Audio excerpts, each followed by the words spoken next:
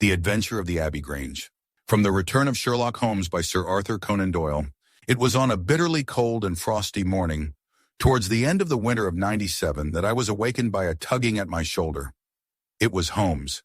The candle in his hand shone upon his eager, stooping face, and told me at a glance that something was amiss. "Come, Watson, come," he cried. "The game is afoot. Not a word. Into your clothes and come."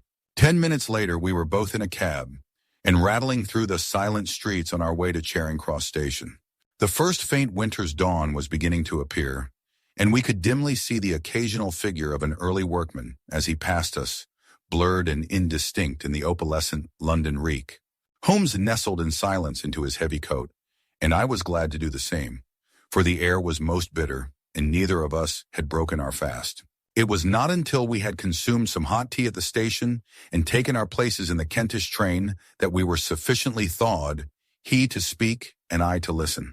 Holmes drew a note from his pocket and read aloud. "Abbey Grange, Marsham, Kent, 3:30 a.m. My dear Mr. Holmes, I should be very glad of your immediate assistance in what promises to be a most remarkable case. It is something quite in your line. Except for releasing the lady, I will see that everything is kept exactly as I have found it. But I beg you not to lose an instant, as it is difficult to leave Sir Eustace there. Yours faithfully, Stanley Hopkins." Hopkins has called me in 7 times, and on each occasion his summons has been entirely justified, said Holmes. "I fancy that every one of his cases has found its way into your collection, and I must admit, Watson, that you have some power of selection, which atones for much which I deplore in your narratives. Your fatal habit of looking at everything from the point of view of a story instead of as a scientific exercise has ruined what might have been an instructive and even classical series of demonstrations.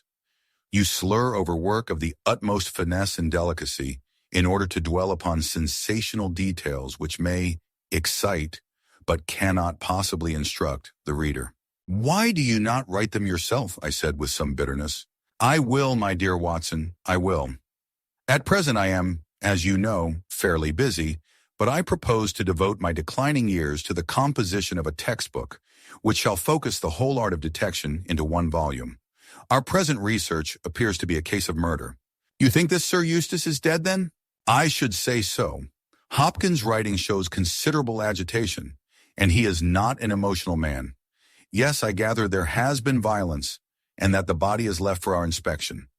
A mere suicide would not have caused him to send for me.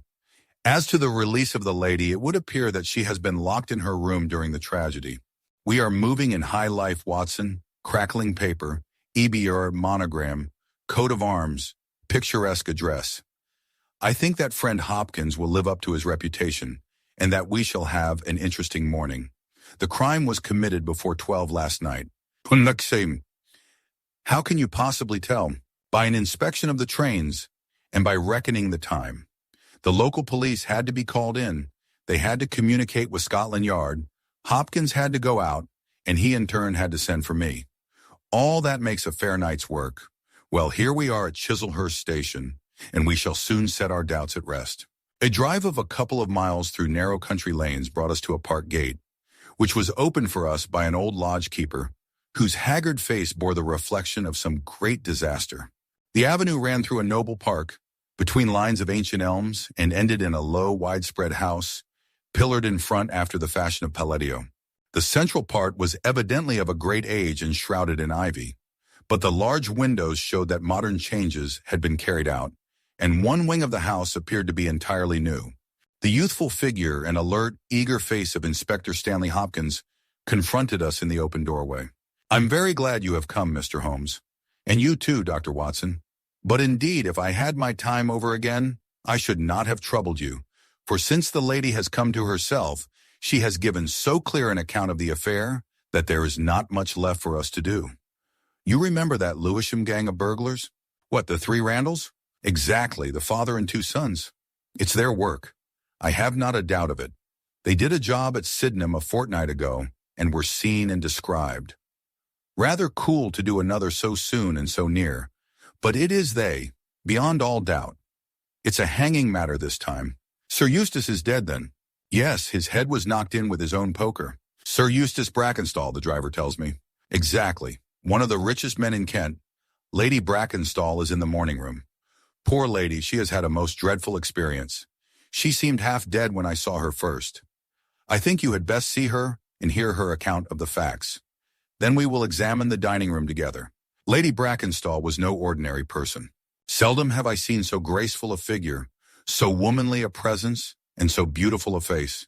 She was a blonde, golden-haired, blue-eyed, and would no doubt have had the perfect complexion which goes with such coloring, had not her recent experience left her drawn and haggard. Her sufferings were physical as well as mental, for over one eye rose a hideous, plum-colored swelling, which her maid, a tall, austere woman, was bathing assiduously with vinegar and water.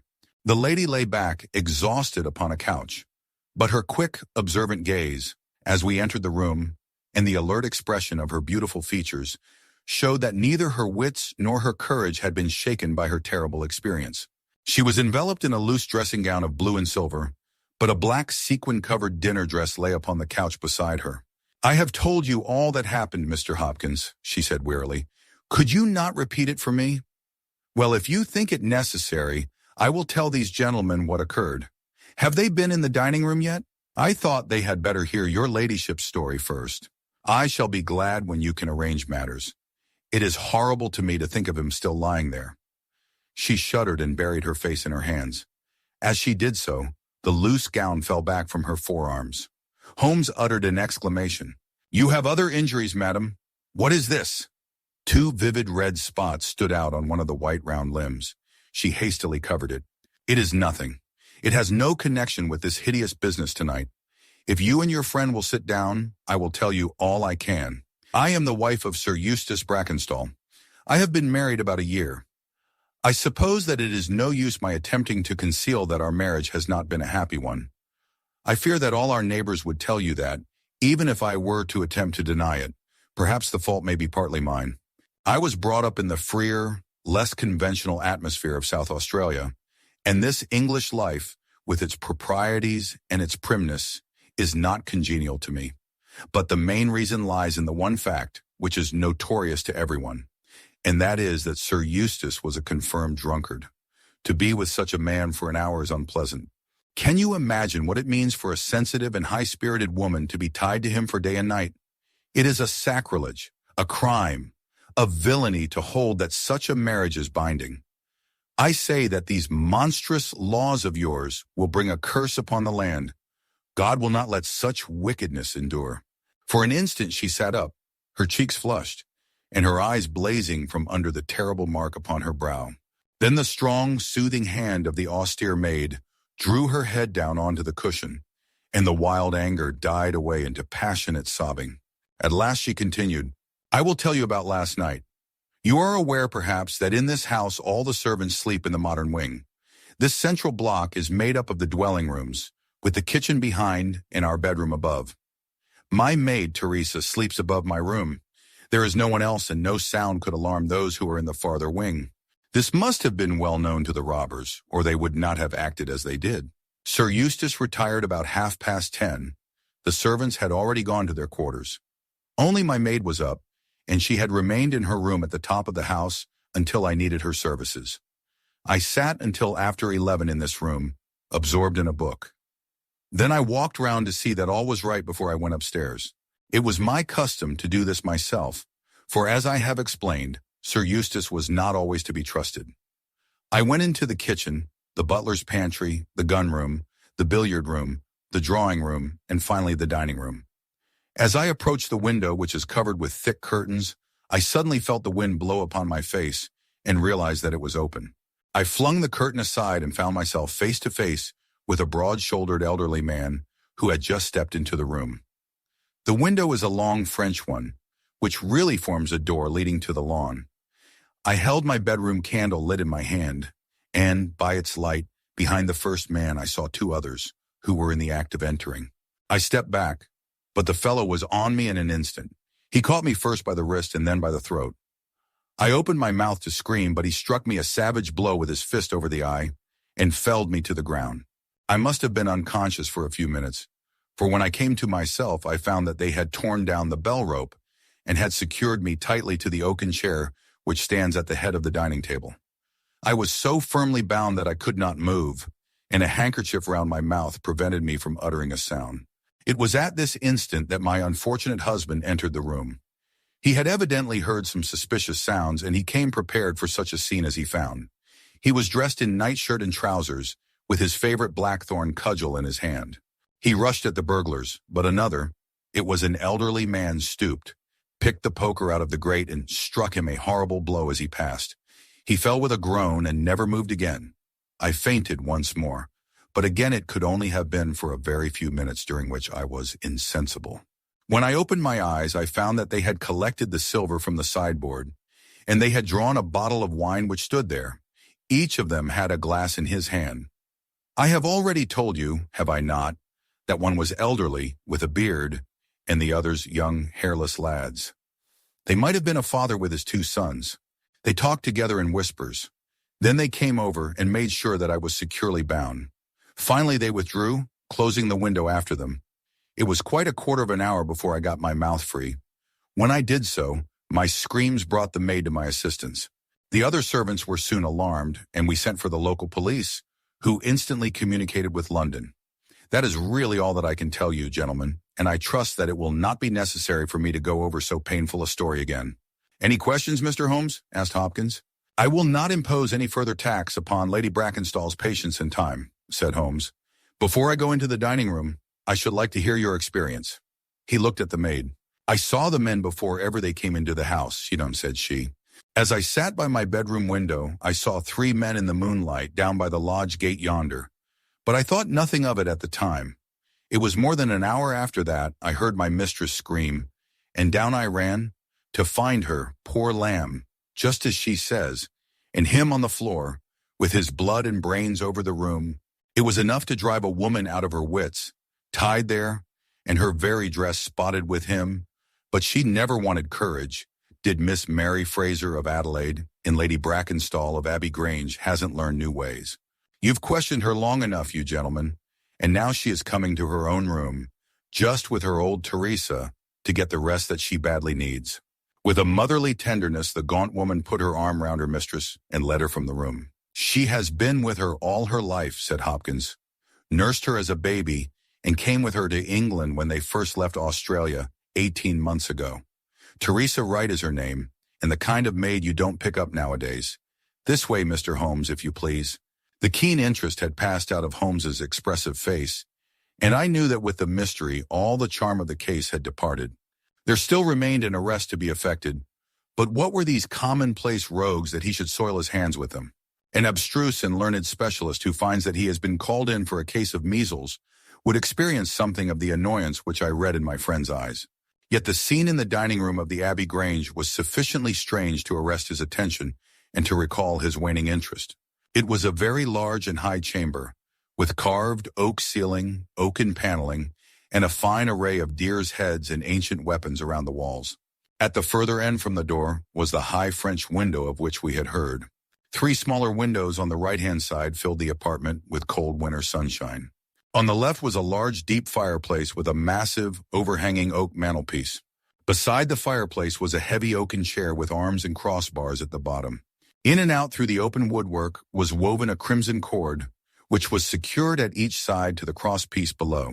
In releasing the lady, the cord had been slipped off her, but the knots with which it had been secured still remained.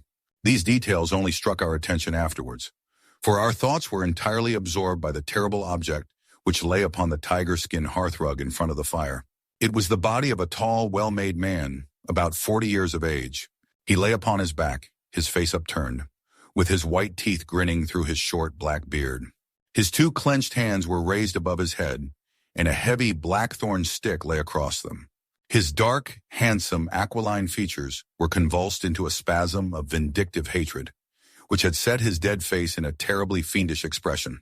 He had evidently been in his bed when the alarm had broken out, for he wore a foppish, embroidered nightshirt, and his bare feet projected from his trousers. His head was horribly injured, and the whole room bore witness to the savage ferocity of the blow which had struck him down. Beside him lay the heavy poker, bent into a curve by the concussion. Holmes examined both it and the indescribable wreck which it had wrought. "He must be a powerful man, this elder Randall," he remarked. "Yes," said Hopkins. "I have some record of the fellow, and he is a rough customer. You should have no difficulty in getting him. Not the slightest. We have been on the lookout for him, and there was some idea that he had got away to America. Now that we know that the gang are here, I don't see how they can escape. We have the news at every seaport already, and a reward will be offered before evening. What beats me is how they could have done so mad a thing, knowing that the lady could describe them and that we could not fail to recognize the description. Exactly. One would have expected that they would silence Lady Brackenstall as well. They may not have realized, I suggested, that she had recovered from her faint. That is likely enough. If she seemed to be senseless, they would not take her life. What about this poor fellow Hopkins? I seem to have heard some queer stories about him.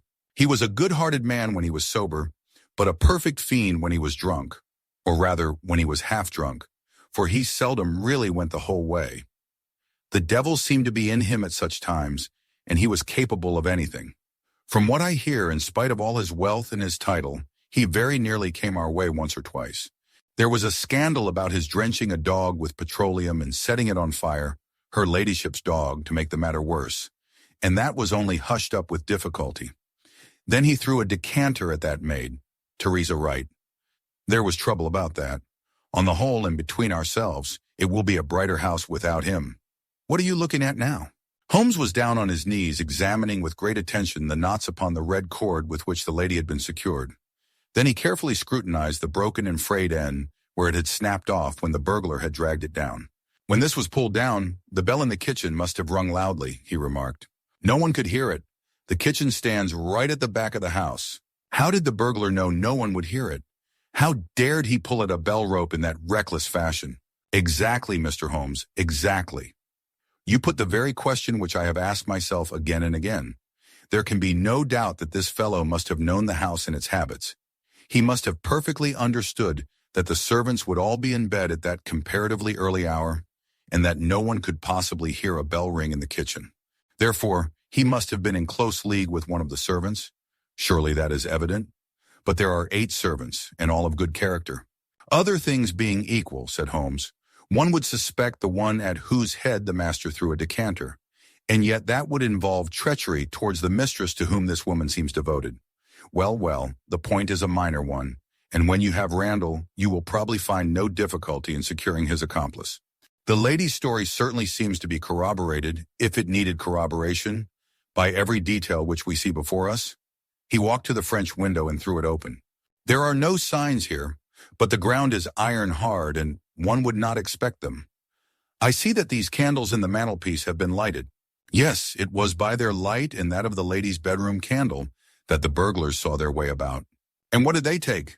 Well, they did not take much, only half a dozen articles of plate off the sideboard. Lady Brackenstall thinks that they were themselves so disturbed by the death of Sir Eustace that they did not ransack the house, as they would otherwise have done. No doubt that is true, and yet they drank some wine, I understand, to steady their nerves. Exactly. These 3 glasses upon the sideboard have been untouched, I suppose? Yes, and the bottle stands as they left it. Let us look at it. Hello, what is this? The 3 glasses were grouped together, all of them tinged with wine, and one of them containing some dregs of beeswing. The bottle stood near them, 2/3 full, and beside it lay a long, deeply stained cork. Its appearance and the dust upon the bottle showed that it was no common vintage which the murderers had enjoyed. A change had come over Holmes's manner. He had lost his listless expression, and again I saw an alert light of interest in his keen, deep-set eyes. He raised the cork and examined it minutely. How did they draw it? He asked. Hopkins pointed to a half-open drawer. In it lay some table linen and a large corkscrew. Did Lady Brackenstall say that screw was used? No, you remember that she was senseless at the moment when the bottle was opened. Quite so. As a matter of fact, that screw was not used. This bottle was opened by a pocket screw, probably contained in a knife, and not more than 1.5 inches long. If you will examine the top of the cork, you will observe that the screw was driven in 3 times before the cork was extracted. It has never been transfixed. This long screw would have transfixed it and drawn it up with a single pull. When you catch this fellow, you will find that he has one of these multiplex knives in his possession. Excellent, Giorni, said Hopkins.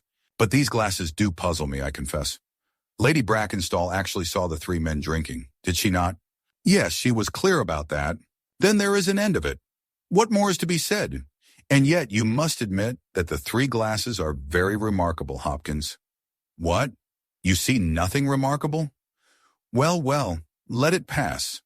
Perhaps when a man has special knowledge and special powers like my own, it rather encourages him to seek a complex explanation when a simpler one is at hand. Of course, it must be a mere chance about the glasses. Well, good morning, Hopkins. I don't see that I can be of any use to you, and you appear to have your case very clear. You will let me know when Randall is arrested and any further developments which may occur. I trust that I shall soon have to congratulate you upon a successful conclusion. Come, Watson, I fancy that we may employ ourselves more profitably at home. During our return journey, I could see by Holmes's face that he was much puzzled by something which he had observed.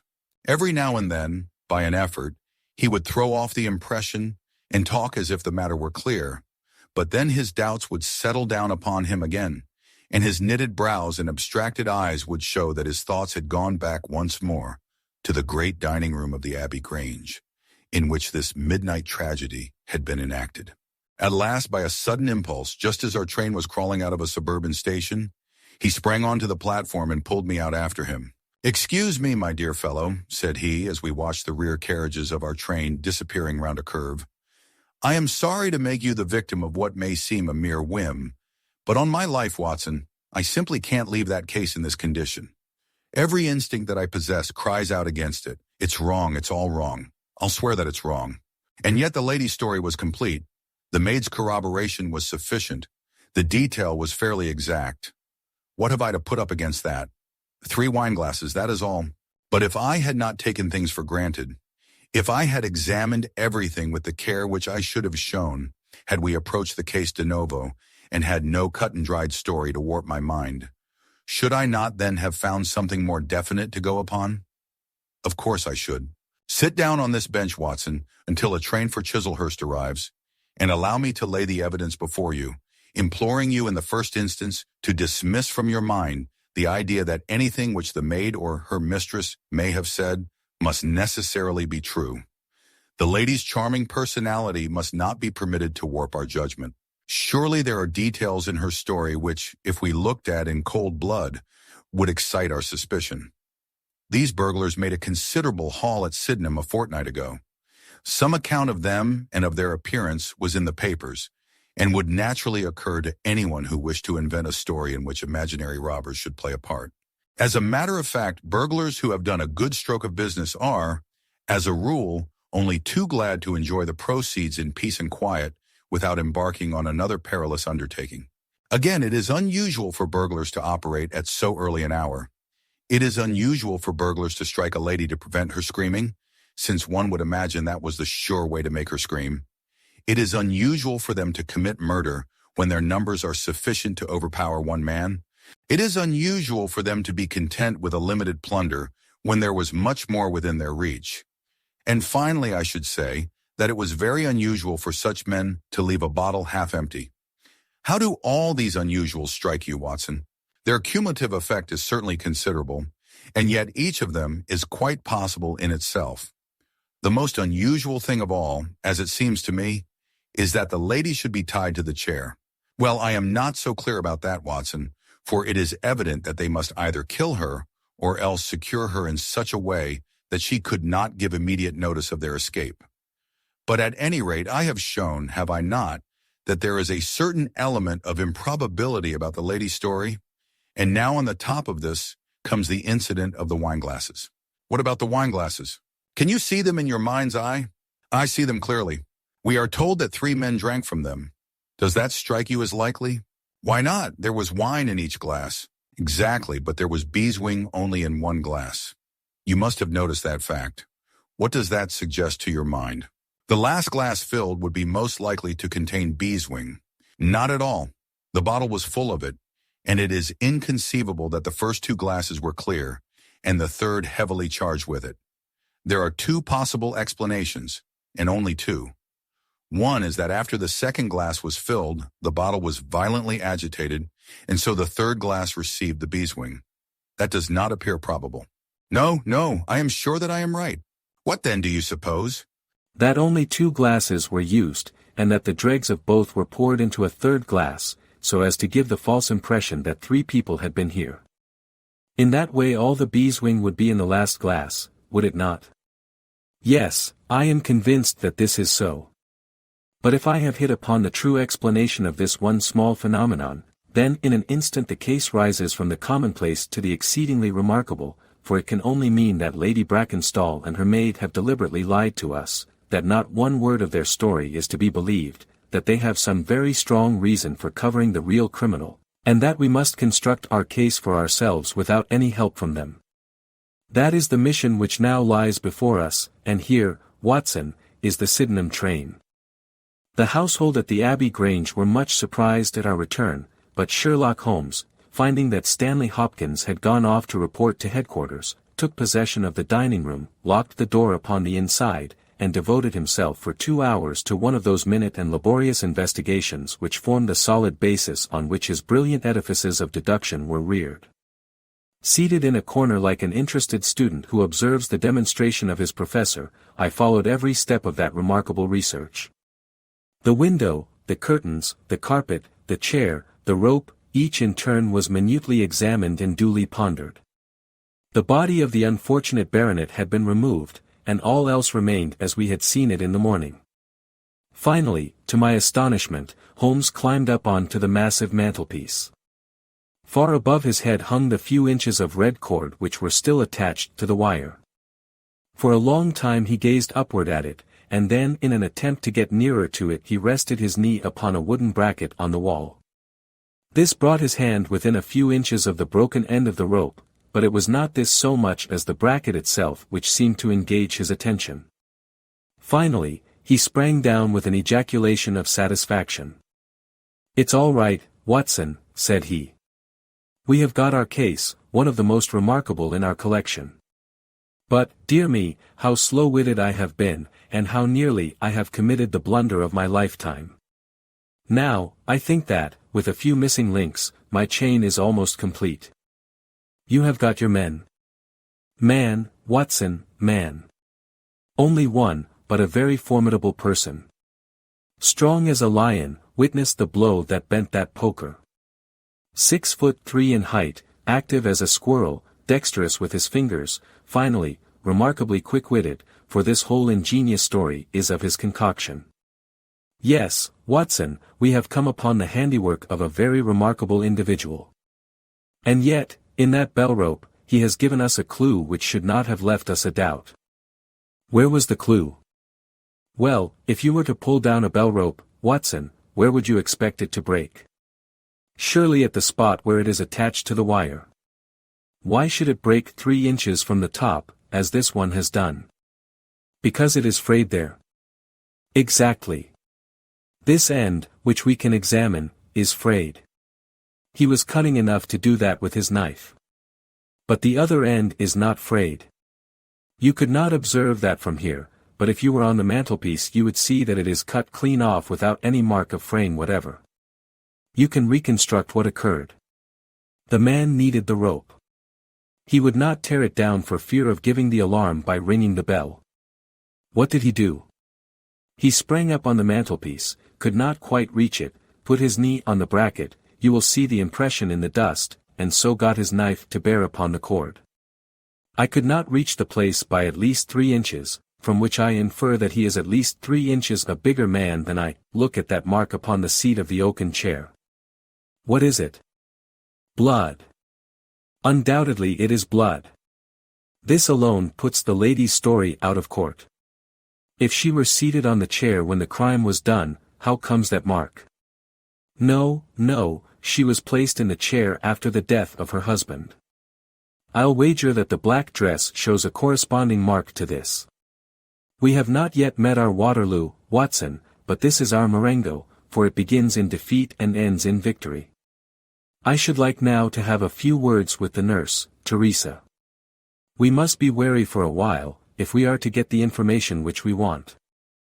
She was an interesting person, this stern Australian nurse, taciturn, suspicious, ungracious. It took some time before Holmes's pleasant manner and frank acceptance of all that she said thawed her into a corresponding amiability. She did not attempt to conceal her hatred for her late employer. "Yes, sir, it is true that he threw the decanter at me. I heard him call my mistress a name, and I told him that he would not dare to speak so if her brother had been there. Then it was that he threw it at me. He might have thrown a dozen if he had but left my bonny bird alone. He was forever ill-treating her, and she too proud to complain. She will not even tell me all that he has done to her. She never told me of those marks on her arm that you saw this morning, but I know very well that they come from a stab with a hatpin. The sly devil, God forgive me that I should speak of him so, now that he is dead. But a devil he was, if ever one walked the earth.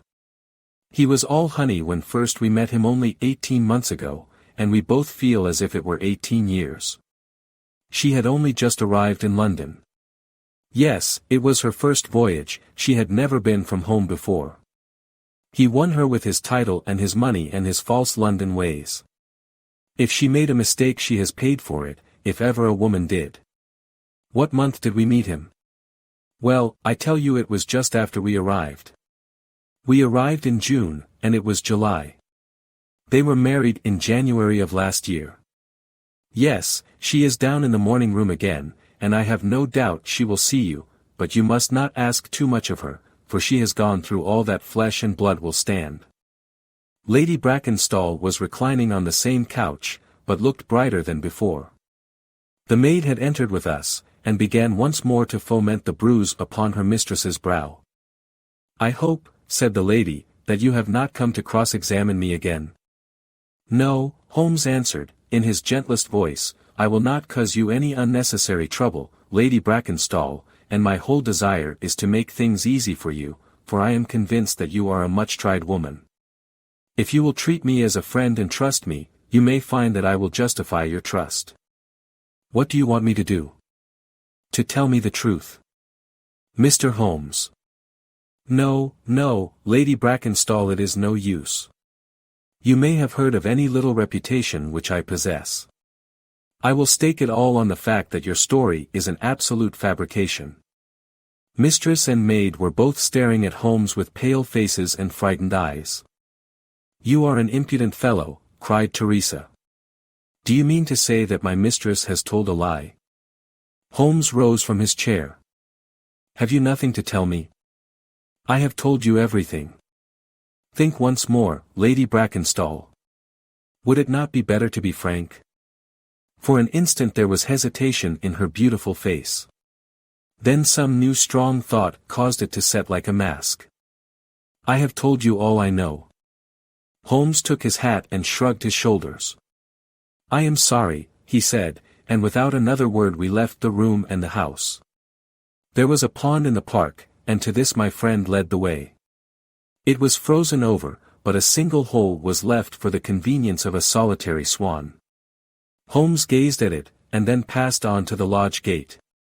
There he scribbled a short note for Stanley Hopkins, and left it with the lodge keeper. "It may be a hit, or it may be a miss, but we are bound to do something for friend Hopkins, just to justify this second visit," said he. "I will not quite take him into my confidence yet. I think our next scene of operations must be the shipping office of the Adelaide-Southampton line, which stands at the end of Pall Mall, if I remember right. There is a second line of steamers which connect South Australia with England, but we will draw the larger cover first." Holmes's card sent in to the manager ensured instant attention, and he was not long in acquiring all the information he needed. In June of '95, only one of their line had reached a home port. It was the Rock of Gibraltar, their largest and best boat. A reference to the passenger list showed that Miss Fraser, of Adelaide, with her maid had made the voyage in her. The boat was now somewhere south of the Suez Canal on her way to Australia. Her officers were the same as in '95, with one exception. The first officer, Mr. Jack Crocker, had been made a captain and was to take charge of their new ship, the Bass Rock, sailing in 2 days' time from Southampton. He lived at Sydenham, but he was likely to be in that morning for instructions, if we cared to wait for him. No, Mr. Holmes had no desire to see him, but would be glad to know more about his record and character. His record was magnificent. There was not an officer in the fleet to touch him. As to his character, he was reliable on duty, but a wild, desperate fellow off the deck of his ship, hot-headed, excitable, but loyal, honest, and kind-hearted. That was the pith of the information with which Holmes left the office of the Adelaide Southampton Company. Thence he drove to Scotland Yard, but, instead of entering, he sat in his cab with his brows drawn down, lost in profound thought. Finally he drove round to the Charing Cross Telegraph Office, sent off a message, and then, at last, we made for Baker Street once more. "No, I couldn't do it, Watson," said he, as we re-entered our room. "Once that warrant was made out, nothing on earth would save him. Once or twice in my career I feel that I have done more real harm by my discovery of the criminal than ever he had done by his crime. I have learned caution now, and I had rather play tricks with the law of England than with my own conscience. Let us know a little more before we act." Before evening, we had a visit from Inspector Stanley Hopkins. Things were not going very well with him. "I believe that you are a wizard, Mr. Holmes. I really do sometimes think that you have powers that are not human. Now, how on earth could you know that the stolen silver was at the bottom of that pond?" "I didn't know it." "But you told me to examine it." "You got it, then?" "Yes, I got it. I am very glad if I have helped you. But you haven't helped me. You have made the affair far more difficult. What sort of burglars are they who steal silver and then throw it into the nearest pond?" It was certainly rather eccentric behavior. I was merely going on the idea that if the silver had been taken by persons who did not want it, who merely took it for a blind, as it were, then they would naturally be anxious to get rid of it. But why should such an idea cross your mind? Well, I thought it was possible. When they came out through the French window, there was the pond with one tempting little hole in the ice, right in front of their noses. Could there be a better hiding place? "Ah, a hiding place, that is better," cried Stanley Hopkins. Yes, I see it all now. It was early, there were folk upon the roads, they were afraid of being seen with the silver, so they sank it in the pond, intending to return for it when the coast was clear. Excellent, Mr. Holmes, that is better than your idea of a blind. Quite so, you have got an admirable theory. I have no doubt that my own ideas were quite wild, but you must admit that they have ended in discovering the silver. Yes, sir, yes. It was all your doing. But I have had a bad setback. A setback? Yes, Mr. Holmes. The Randall gang were arrested in New York this morning. Dear me, Hopkins. That is certainly rather against your theory that they committed a murder in Kent last night. It is fatal, Mr. Holmes, absolutely fatal. Still, there are other gangs of 3 besides the Randalls, or it may be some new gang of which the police have never heard. Quite so, it is perfectly possible. What, are you off? Yes, Mr. Holmes, there is no rest for me until I have got to the bottom of the business. I suppose you have no hint to give me? I have given you one. Which? Well, I suggested a blind. But why, Mr. Holmes, why? Ah, that's the question, of course. But I commend the idea to your mind. You might possibly find that there was something in it. You won't stop for dinner? Well, goodbye, and let us know how you get on. Dinner was over, and the table cleared before Holmes alluded to the matter again. He had lit his pipe and held his slippered feet to the cheerful blaze of the fire. Suddenly he looked at his watch. I expect developments, Watson. When? Now within a few minutes. I dare say you thought I acted rather badly to Stanley Hopkins just now. I trust your judgment. A very sensible reply, Watson. You must look at it this way, what I know is unofficial, what he knows is official. I have the right to private judgment, but he has none. He must disclose all, or he is a traitor to his service. In a doubtful case I would not put him in so painful a position, and so I reserve my information until my own mind is clear upon the matter. But when will that be? The time has come. You will now be present at the last scene of a remarkable little drama. There was a sound upon the stairs, and our door was opened to admit as fine a specimen of manhood as ever passed through it. He was a very tall young man, golden moustached, blue-eyed, with a skin which had been burned by tropical suns, and a springy step, which showed that the huge frame was as active as it was strong. He closed the door behind him, and then he stood with clenched hands and heaving breast, choking down some overmastering emotion. "Sit down, Captain Crocker. You got my telegram?" Our visitor sank into an armchair and looked from one to the other of us with questioning eyes. "I got your telegram, and I came at the hour you said. I heard that you had been down to the office. There was no getting away from you. Let's hear the worst. What are you going to do with me? Arrest me? Speak out, man. You can't sit there and play with me like a cat with a mouse." "Give him a cigar," said Holmes. "Bite on that, Captain Crocker, and don't let your nerves run away with you. I should not sit here smoking with you if I thought that you were a common criminal, you may be sure of that. Be frank with me and we may do some good. Play tricks with me, and I'll crush you. What do you wish me to do? To give me a true account of all that happened at the Abbey Grange last night, a true account, mind you, with nothing added and nothing taken off. I know so much already that if you go 1 inch off the straight, I'll blow this police whistle from my window and the affair goes out of my hands forever." The sailor thought for a little. Then he struck his leg with his great sunburned hand. "I'll chance it," he cried.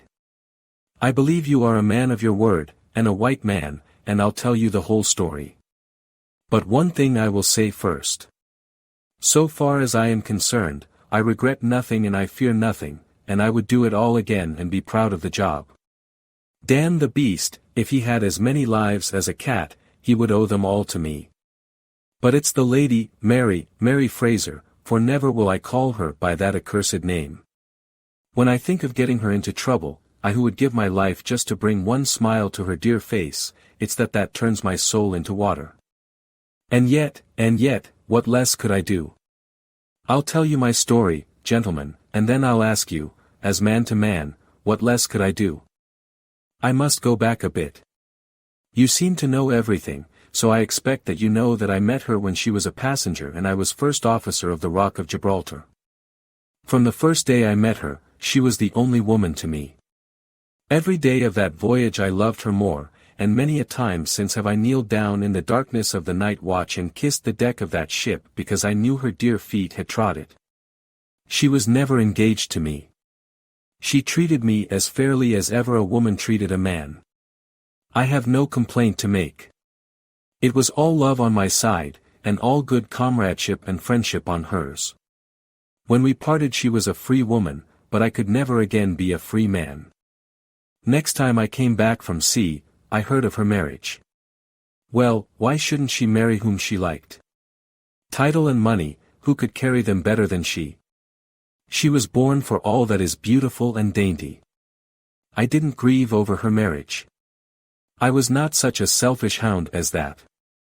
I just rejoiced that good luck had come her way, and that she had not thrown herself away on a penniless sailor. That's how I loved Mary Fraser. Well, I never thought to see her again, but last voyage I was promoted, and the new boat was not yet launched, so I had to wait for a couple of months with my people at Sydenham. One day out in a country lane I met Teresa Wright, her old maid. She told me all about her, about him, about everything. I tell you, gentlemen, it nearly drove me mad. This drunken hound, that he should dare to raise his hand to her, whose boots he was not worthy to lick. I met Teresa again. Then I met Mary herself, and met her again. Then she would meet me no more. But the other day I had a notice that I was to start on my voyage within a week, and I determined that I would see her once before I left. Teresa was always my friend, for she loved Mary and hated this villain almost as much as I did. From her I learned the ways of the house. Mary used to sit up reading in her own little room downstairs. I crept round there last night and scratched at the window. At first she would not open to me, but in her heart I know that now she loves me, and she could not leave me in the frosty night. She whispered to me to come round to the big front window, and I found it open before me, so as to let me into the dining room. Again I heard from her own lips things that made my blood boil, and again I cursed this brute who mishandled the woman I loved. Well, gentlemen, I was standing with her just inside the window, in all innocence, as God is my judge, when he rushed like a madman into the room, called her the vilest name that a man could use to a woman, and welted her across the face with the stick he had in his hand. I had sprung for the poker, and it was a fair fight between us. See here, on my arm, where his first blow fell. Then it was my turn, and I went through him as if he had been a rotten pumpkin. Do you think I was sorry? Not I. It was his life or mine, but far more than that, it was his life or hers, for how could I leave her in the power of this madman? That was how I killed him. Was I wrong?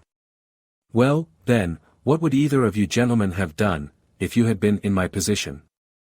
She had screamed when he struck her, and that brought old Teresa down from the room above. There was a bottle of wine on the sideboard, and I opened it and poured a little between Mary's lips, for she was half dead with shock. Then I took a drop myself. Teresa was as cool as ice, and it was her plot as much as mine. We must make it appear that burglars had done the thing. Teresa kept on repeating our story to her mistress, while I swarmed up and cut the rope of the bell. Then I lashed her in her chair, and frayed out the end of the rope to make it look natural, else they would wonder how in the world a burglar could have got up there to cut it. Then I gathered up a few plates and pots of silver, to carry out the idea of the robbery, and there I left them, with orders to give the alarm when I had a quarter of an hour's start. I dropped the silver into the pond, and made off for Sydenham, feeling that for once in my life I had done a real good night's work. And that's the truth and the whole truth, Mr. Holmes, if it costs me my neck. Holmes smoked for some time in silence. Then he crossed the room, and shook our visitor by the hand. That's what I think, said he. I know that every word is true, for you have hardly said a word which I did not know. No one but an acrobat or a sailor could have got up to that bell rope from the bracket, and no one but a sailor could have made the knots with which the cord was fastened to the chair. Only once had this lady been brought into contact with sailors, and that was on her voyage, and it was someone of her own class of life, since she was trying hard to shield him, and so showing that she loved him. You see how easy it was for me to lay my hands upon you when once I had started upon the right trail. I thought the police never could have seen through our dodge. And the police haven't, nor will they, to the best of my belief. Now, look here, Captain Crocker, this is a very serious matter, though I am willing to admit that you acted under the most extreme provocation to which any man could be subjected. I am not sure that in defense of your own life your action will not be pronounced legitimate. However, that is for a British jury to decide. Meanwhile I have so much sympathy for you that, if you choose to disappear in the next 24 hours, I will promise you that no one will hinder you. And then it will all come out. Certainly it will come out. The sailor flushed with anger. What sort of proposal is that to make a man? I know enough of law to understand that Mary would be held as accomplice. Do you think I would leave her alone to face the music while I slunk away? No, sir, let them do their worst upon me, but for heaven's sake, Mr. Holmes, find some way of keeping my poor Mary out of the courts. Holmes for a second time held out his hand to the sailor. I was only testing you, and you ring true every time. Well, it is a great responsibility that I take upon myself, but I have given Hopkins an excellent hint, and if he can't avail himself of it I can do no more. See here, Captain Crocker, we'll do this in due form of law. You are the prisoner. Watson, you are a British jury, and I never met a man who was more eminently fitted to represent one. I am the judge. Now, gentlemen of the jury, you have heard the evidence. Do you find the prisoner guilty or not guilty? Not guilty, my lord, said I. Vox populi, vox Dei. You are acquitted, Captain Crocker. So long as the law does not find some other victim you are safe from me. Come back to this lady in a year, and may her future and yours justify us in the judgment which we have pronounced this night.